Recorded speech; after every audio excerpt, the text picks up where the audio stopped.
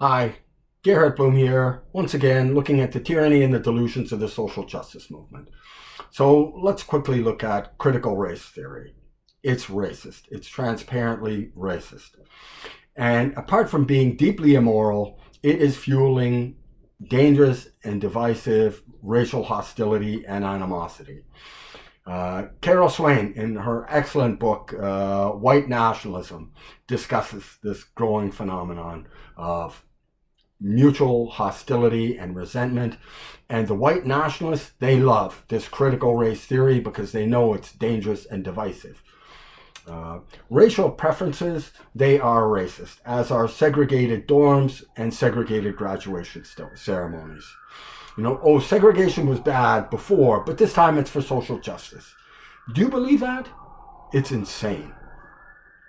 So are we really supposed to believe that the racist policies of today can undo the racist policies of yesteryear? It makes absolutely no sense at all.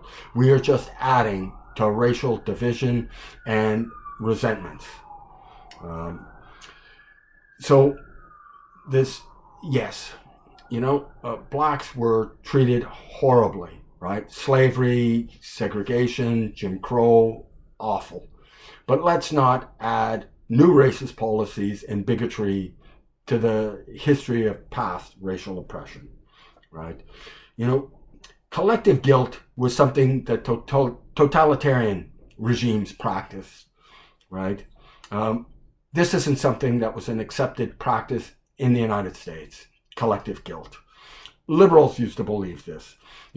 Under these totalitarian dictatorships, these socialist utopias, millions of people were tortured and murdered, not for any crime they committed, but simply for who they happened to be. And for a good reason, it's not an accepted moral practice of liberal democracy. Liberal democracy, recall, grounded on the dignity of the individual. That is from the Bible. The West is grounded in the Judeo-Christian moral worldview.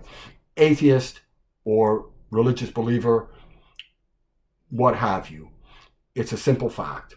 The dignity of the individual. Man is created in the image of God.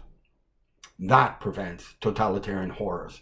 And it's precisely this principle that critical race theory abandons, and its cultural Marxist movements across the board.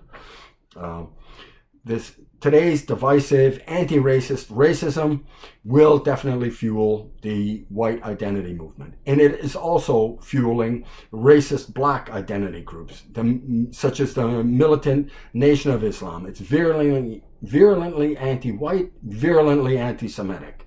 And it's also many times larger than all of the KKK groups in the United States put together. So, under this prevailing ideology, racial identity is supposed to be the most salient feature of your identity. Can tribalistic violence be far behind? I remind you that in the racial riots preceding the 1960s, racial riots were whites attacking black communities and people died.